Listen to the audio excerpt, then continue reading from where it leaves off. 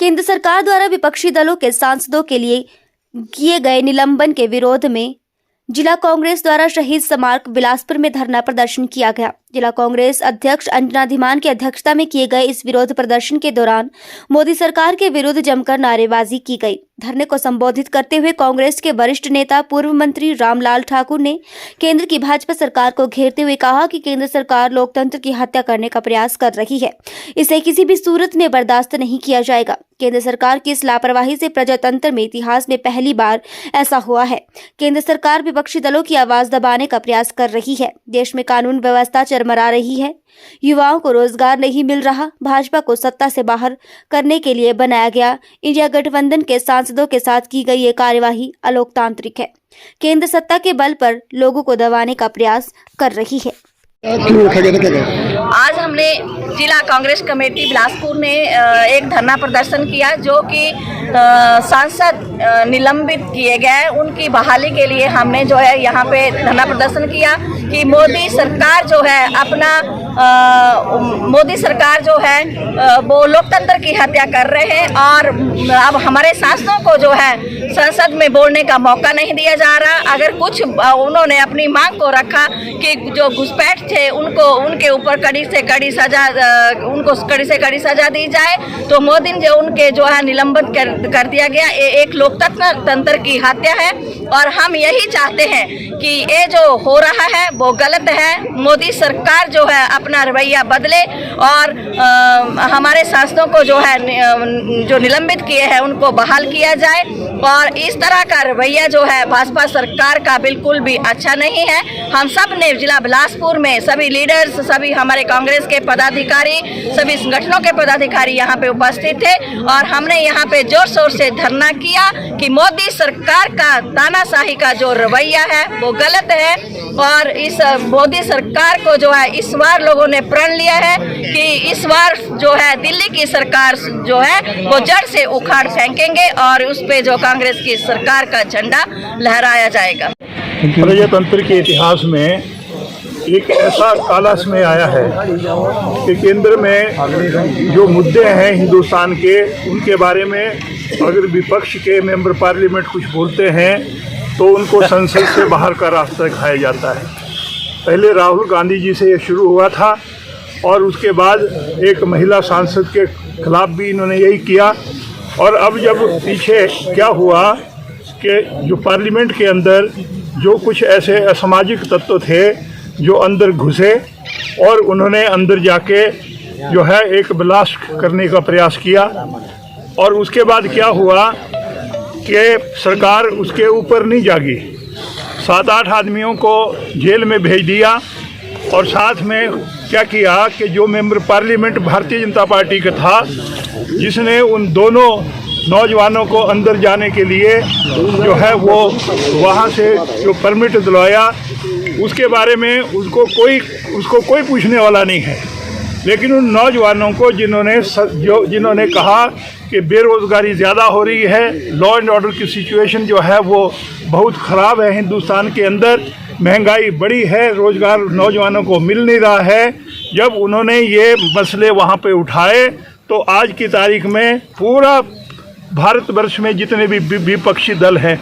जितनी भी पार्टियां हैं, और जो मैं कहना चाहूँगा इंडिया गठबंधन के अंदर जो इकट्ठी हुई है, जो 2024 के पार्लियामेंट के चुनाव के लिए जो सारे इकट्ठे होकर इस प्रकार की अलोकतांत्रिक सरकार को बाहर करने के लिए और भारतीय जनता पार्टी को जड़ से उखाड़ने के लिए जब इकट्ठे हुए हैं, तो क्या हुआ कि पार्लियामेंट के अंदर जो स्पीकर हैं वो और जो वाइस प्रेसिडेंट है, जो राज्यसभा के जो संचालन करते हैं, उन्होंने पूरे भारतवर्ष के जितने भी हमारे कांग्रेस से लेके जो हमारे विपक्षी दल हैं, क्षेत्रीय दल हैं, उनके मेंबर पार्लियामेंट को जो है वो सदन से बाहर का रास्ता दिखा दिया।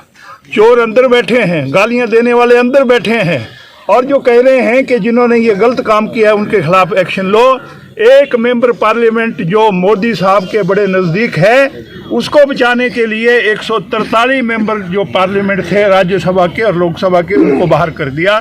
इसलिए कांग्रेस पार्टी ने ये फैसला किया है। ये कांग्रेस पार्टी का ही फैसला नहीं है,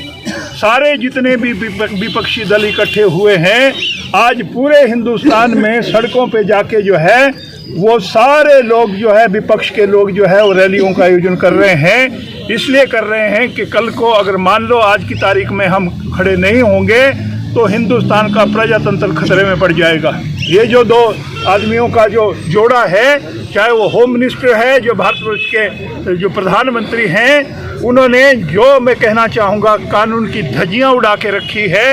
यहाँ तक कि मैं कहना चाहूँगा कि जो चीफ इलेक्शन कमिश्नर है, जिसकी अपॉइंटमेंट जो है होनी चाहिए, अगले साल मई महीने में चुनाव हो रहे हैं, लेकिन उसकी जो अपॉइंटमेंट है जिसमें कहा गया था, सुप्रीम कोर्ट ने भी कहा था चीफ जस्टिस जो है वो उसके मेंबर होंगे, जो अपोजिशन का लीडर है वो भी उसका मेंबर होगा, प्रधानमंत्री भी उसके मेंबर होंगे। आपने देखा पार्लियामेंट के अंदर एक बिल लेके आए जिसमें चीफ जस्टिस ऑफ इंडिया को बाहर कर दिया, और सारे का सारा मैं कहना चाहूँगा एक गोलमाल करने का तरीका है। आज जिस प्रकार से जो है ये चुनाव होने वाले हैं, सारे मेंबर पार्लियामेंट, सारी जितनी भी हमारी अपोजिशन की जो पार्टियां हैं वो सारी इकट्ठी होकर हम ये कह रहे हैं कि ये जो ईवीएम वाला चक्कर है इससे छुड़ाओ।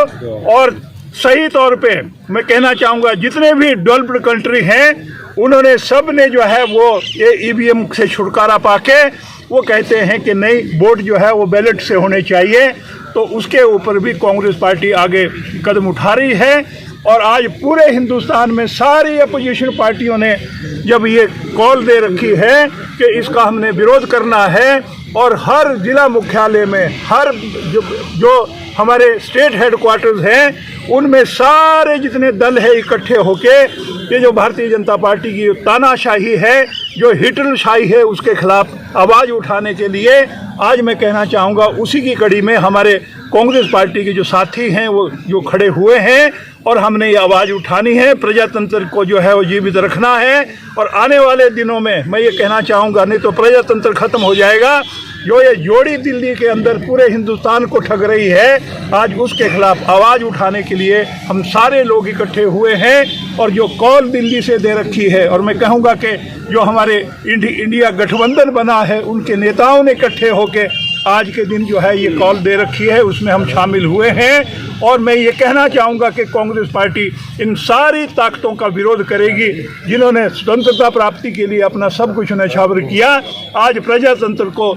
चालू रखने के लिए, सुदृढ़ करने के लिए कांग्रेस पार्टी अपना पूरा बलिदान देने के लिए तैयार रहेगी। और इसे मैं कहना चाहूँगा कल ही फैसला हुआ, आज हमारे साथी इकट्ठे हुए हैं। मैं आप सबका धन्यवाद करना चाहूँगा। पूर्व विधायक हमारे साथ है, पार्टी के अध्यक्ष यहाँ पे है, युवा कांग्रेस के साथी हैं, NSUI के साथी हैं, उन सबका मैं धन्यवाद करना चाहूँगा। और मैं आपसे कहना चाहूँगा आगे को जैसे भी कॉल आए, सारे कांग्रेस पार्टी के जो लोग हैं इकट्ठे होके ये जो सरकार दिल्ली में बैठी है उनको जड़ से उखाड़ने के लिए सब इकट्ठे होंगे, और अपना पूरा सहयोग जो है वो हमारे हर कदम के ऊपर पार्टी जो फैसला लेगी उसके साथ खड़े होंगे।